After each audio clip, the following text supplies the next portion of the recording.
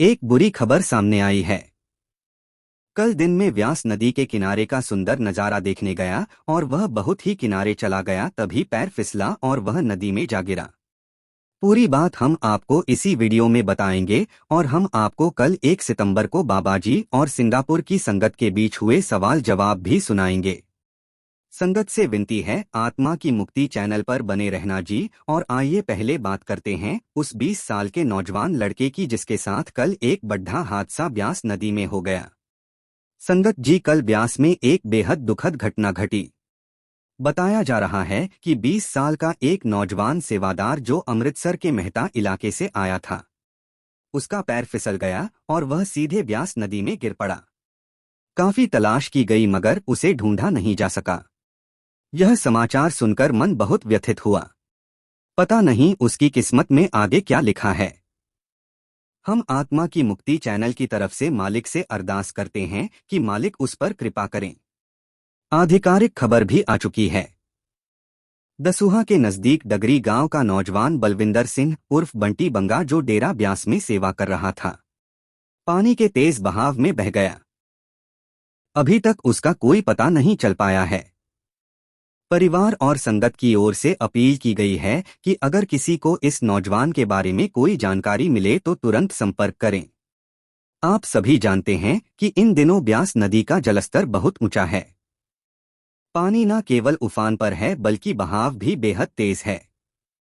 ऐसे में यदि सेवा नदी के किनारे लगती है तो हर किसी को बेहद सतर्क रहकर काम करना चाहिए, क्योंकि जरा सी चूक जानलेवा साबित हो सकती है। आइए अब आपको एकदम नए सिंगापुर के सवाल जवाब सुनाते हैं जो कल 1 सितंबर को हुए। ज्यादातर सवाल जवाब इंग्लिश में पूछे गए थे, लेकिन हम आपको हिंदी अनुवाद सुना रहे हैं। सिंगापुर में बाबाजी ने इंदिरा गांधी और जवाहरलाल नेहरू को लेकर बहुत बड़ी बात कही जो आपको हम आगे बताएंगे। सबसे पहले एक बहन ने पूछा, बाबाजी मैं यहाँ एक बार में बार टेंडर का काम करती हूँ और ड्रिंक बनाने से पहले उसे चखना पड़ता है जिससे कि कस्टमर को अच्छी क्वालिटी सर्व की जा सके।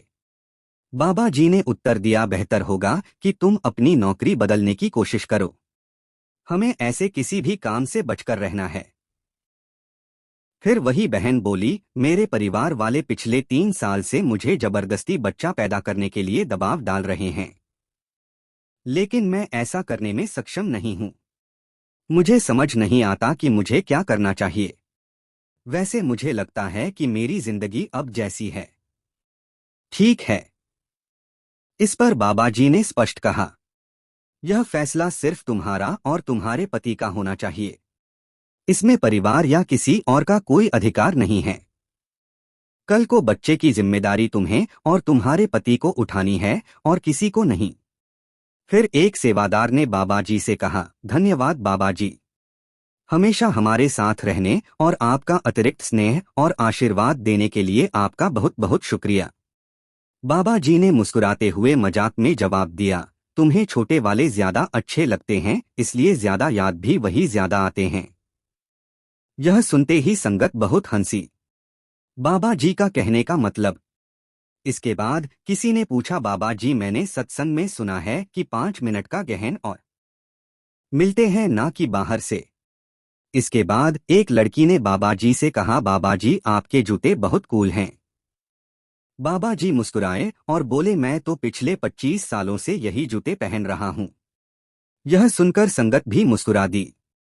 इसके बाद किसी ने प्रश्न किया, बाबाजी मैंने एक वीडियो देखी थी जिसमें एक छोटे भालू का बच्चा पेड़ पर चढ़ने की कोशिश करता है लेकिन बार बार गिर जाता है। उसकी माँ बस खड़ी होकर देखती रहती है, मदद नहीं करती ताकि बच्चा खुद सीख ले। मुझे यह दृश्य बहुत गहरा लगा। शायद आप भी कभी कभी हमें अकेला इसलिए छोड़ देते हो जिससे कि हम सीख सकें। बाबाजी ने मजाक में तुरंत कहा, तुम मेरा जेंडर क्यों बदल रहे हो। सारी संगत हंसने लगी। फिर बाबाजी ने आगे समझाया, असल में पिता भालू तो सीधे बच्चे को पकड़कर वहीं पहुंचा देता है जहां उसे जाना चाहिए। मां धैर्य रखकर उसे खुद कोशिश करने देती है ताकि बच्चा सीख सके। यह सुनकर हॉल में फिर से जोरदार हंसी गूंज उठी। इसके बाद किसी ने कहा, बाबाजी आप मेरे पिता जैसे हैं। बाबा जी मुस्कुराते हुए मजाक में बोले, आज तो मैं अपनी दाढ़ी को अच्छे से संवार कर आया हूँ और आकर यही सुनना था कि मैं तुम्हें अपने पिता जैसा लग रहा हूँ। यह सुनकर सारी संगत ठाकों से हंस पड़ी। फिर बाबा जी ने आगे कहा, जैसे कोई महिला तैयार होकर मेकअप करके बाहर निकले और कोई उसे कह दे कि तुम तो मेरी माँ जैसी लग रही हो, सोचो उसे कैसा लगेगा। संगत एक बार फिर जोर से हंस पड़ी। किसी बहन ने जीवन में आने वाले दुखों पर सवाल किया तो बाबा जी ने कहा, अगर जिंदगी इतनी आसान होती तो इंसान कभी भगवान को याद ही ना करता। परमात्मा जानता है कि हमें किस परिस्थिति में क्या देना है, इसलिए हर स्थिति का सामना सकारात्मक सोच के साथ करना चाहिए। फिर एक बहन लगातार बोलती जा रही थी और बाबा जी के जवाब को सुन नहीं रही थी। तो बाबा जी ने मजाक में यह भी कहा, जब भगवान ने बहनों को बनाया तब वह स्टॉप का बटन लगाना भूल गए, शांति का बटन लगाना भूल गए। यहाँ तक कि जिसका नाम शांति है वह भी कभी शांत नहीं रहती। यह सुनकर संगत खूब हंसी। संगत जी, अब कुछ जरूरी बातें जो हम हैदराबाद सत्संग वाले वीडियो में आपको नहीं बता सके थे। हैदराबाद में सारी संगत को एक चैलेंज दिया है और सत्संग के दौरान छोटी छोटी लेकिन बहुत ही काम की 3 साखियां भी सुनाई है। हम आपको विस्तार से सब कुछ अब आगे बताने जा रहे हैं। संगत से बस एक छोटी सी विनती है, हमारे YouTube चैनल आत्मा की मुक्ति को सब्सक्राइब जरूर कर लीजिए। कल हैदराबाद में छोटे बाबा जी ने फरमाया, अगर हम सिर्फ 1 महीने यानी 30 दिन तक पूरी लगन और अनुशासन के साथ रोज तय समय पर 2 घंटे सिमरन और आधा घंटा भजन करें तो मन धीरे धीरे इसकी लय पकड़ लेगा। उसके बाद मन स्वयं ही उस समय पर ध्यान लगाने के लिए खींचने लगेगा। अर्थात छोटे बाबा जी ने संगत को 30 दिनों की एक चुनौती दी है। उन्होंने कहा कि यदि हम इन 30 दिनों को गंभीरता से निभा लें तो मन हमारी पकड़ में आने लगेगा और धीरे धीरे वह हमारा आज्ञाकारी बन जाएगा। सोचने वाली बात है साथियों, हम अपने जीवन के 70-80 साल गुरु की रहमत से जीते हैं और यदि उनमें से सिर्फ 30 दिन भी हम अपने गुरु के कहे अनुसार नहीं दे पाए तो हमारी सारी साधना और परमार्थ में आना व्यर्थ हो जाएगा। अब यह प्रश्न हमारे सामने खड़ा है, क्या हम इस चैलेंज को स्वीकार करके 1 महीने तक पूरे समर्पण से साधना करेंगे? इसका उत्तर हमें किसी और से नहीं बल्कि अपने भीतर से खोजना होगा। आइए अब उन 3 साखियों को सुनते हैं जो कल बाबा जी ने सुनाई। बाबा ने फरमाया, एक व्यक्ति था जो सरकारी नौकरी करता था। एक बार उसे आदेश मिला कि उसे किसी स्थान पर जाकर लोगों को एक विशेष विषय पर जागरूक करना है और वहां भाषण देना है। उसने हुक्म का पालन किया। जब कार्यक्रम का दिन आया तो आयोजकों ने उसके लिए सारी व्यवस्थाएं कर दी। यहाँ तक कि हवाई जहाज का टिकट भी सरकार की ओर से भेज दिया गया। जब वह एयरपोर्ट पहुंचा तो 5-6 लोग पहले से उसे लेने खड़े थे। बड़े सम्मान से उसका स्वागत किया, फूल मालाएं पहनाई और जब वह मंच पर पहुंचा तो उसके लिए एक विशेष ऊंची कुर्सी भी सजाई गई थी। उसके लिए अच्छे से अच्छा खाने पीने का इंतजाम करवाया गया। ठहरने के लिए अच्छा होटल बुक करवाया गया। मीटिंग में जाकर उसने वहां शानदार भाषण दिया। अगले साल भी यही क्रम दोहराया गया। तीसरे साल तक उसकी वही ड्यूटी बनी रही। लेकिन जैसे ही वह रिटायर हुआ, स्थिति पूरी तरह बदल गई। अब सरकार की तरफ से उसके लिए कोई जिम्मेदारी नहीं थी। फिर भी उस संस्था ने जो कार्यक्रम करवा रही थी, इस आदमी को निमंत्रण भेजा कि आप पहले की तरह इस बार भी आएं और संगत को मार्गदर्शन दें। व्यक्ति ने हाँ कर दी, लेकिन इस बार उसके लिए हवाई जहाज की टिकट नहीं भेजी गई तो उसने सोचा शायद इस बार उनके पास धन की कमी होगी, तभी टिकट नहीं भेजी। उसने अपने पैसों से टिकट खरीदी और निकल पड़ा। लेकिन एयरपोर्ट पहुंचा तो देखा इस बार ना कोई रिसीव करने वाला था, ना स्वागत के लिए लोग खड़े थे, ना माला ना फूल। किसी तरह खुद ही वह कार्यक्रम स्थल पहुंचा और वहां भी जहां पहले उसे विशेष सम्मानजनक कुर्सी दी जाती थी, अब साधारण कुर्सी पर बैठा दिया गया। उसी पल उसके दिल में यह सच्चाई गहराई से बैठ गई। असल इज्जत उसकी शख्सियत की नहीं थी, बल्कि उस पद और ओहदे की थी जो उसके पास था। जब तक अधिकार और सत्ता थी लोग उसकी कदर करते रहे, पर जैसे ही वह ओहदा छीन गया उसकी अहमियत भी कम हो गई। प्रभु जी ने इस उदाहरण से समझाया कि हम में से ज्यादातर लोग यही सोच लेते हैं कि हमारी बहुत प्रतिष्ठा है, बहुत मान-सम्मान है। लेकिन दरअसल यह सम्मान हमारे असली व्यक्तित्व का नहीं बल्कि पैसे, पद और बाहरी पहचान का होता है। यही भ्रम आगे चलकर अहंकार का कारण बन जाता है। इसके बाद प्रभु जी ने अहंकार पर एक प्रसंग सुनाया। उन्होंने कहा, एक साधक था जिसने बरसों साधना की थी और फकीर की अवस्था तक पहुंच गया था। परंतु भक्ति करते करते उसके भीतर कभी कभी भक्ति का ही घमंड आने लगा। प्रभु जी ने समझाया कि जब साधना से सिद्धियां प्राप्त हो जाती हैं तो वही अहंकार का कारण बनती हैं। एक दिन वह साधक कहीं जा रहा था कि अचानक आकाश से एक कौवा आया और उस पर बीट कर दी। यह देखकर उसे बहुत क्रोध आया। गुस्से में उसने अपनी सिद्धि का प्रयोग किया और उस कौवे को मार गिराया। यही उसका अहंकार था जिसे वह काबू में ना रख सका। प्रभु जी ने कहा, सोचो अगर इतनी साधना और तपस्या करने के बाद भी हम अपने भीतर के अहंकार पर जीत ना पाए तो फिर उस साधना का क्या मूल्य रह जाता है। इसके बाद प्रभु जी ने काम विषय पर एक और साखी सुनाई जो अक्सर बाबा जी भी सुनाते हैं, लेकिन उन्होंने इसे अलग ढंग से समझाया। उन्होंने कहा, एक राजा था जिसने राजपाट छोड़कर तपस्या का मार्ग अपना लिया। वर्षों तक जंगलों पहाड़ों में रहकर उसने गहन साधना की।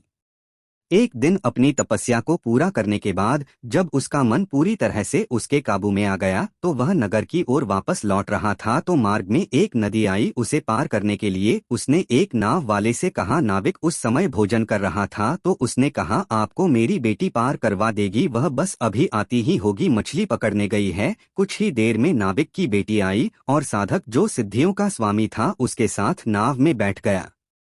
पर जैसे ही उसने नाविक की बेटी को देखा उसका मन विचलित हो गया और वह बोला, मेरे साथ चल। उस लड़की ने जवाब दिया, नहीं, मेरे शरीर से तो मछलियों की बदबू आती है। साधक ने अपनी सिद्धियों का प्रयोग किया और तुरंत उस बदबू को समाप्त कर दिया।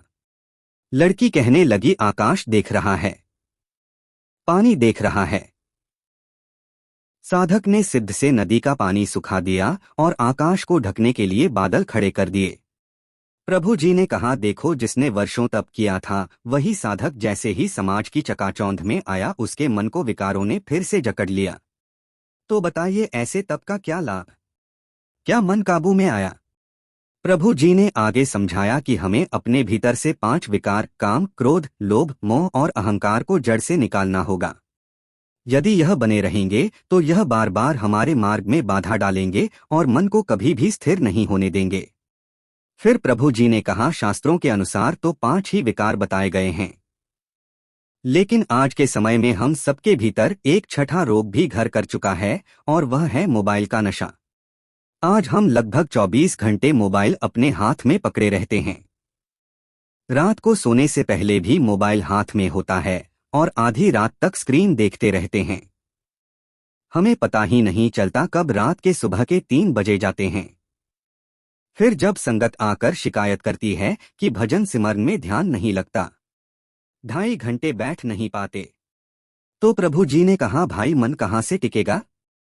पूरा दिन मोबाइल पर बिताते हैं, पूरी रात मोबाइल में लगे रहते हैं, तो ध्यान लगाते समय वही दृश्य आंखों के सामने आएंगे।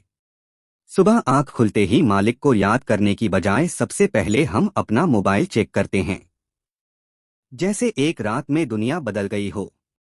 प्रभु ने समझाया, सुबह उठकर सबसे पहले मालिक का शुक्र करना चाहिए और मोबाइल का इस्तेमाल जरूरत के अनुसार करना चाहिए, इसे अपनी आदत नहीं बनाना। प्रभु जी ने यह भी समझाया, जब हमारे बच्चे मोबाइल पकड़ते हैं तो हम तुरंत डांट देते हैं, इतना मोबाइल मत चलाओ। लेकिन क्या हमने खुद मोबाइल छोड़ा?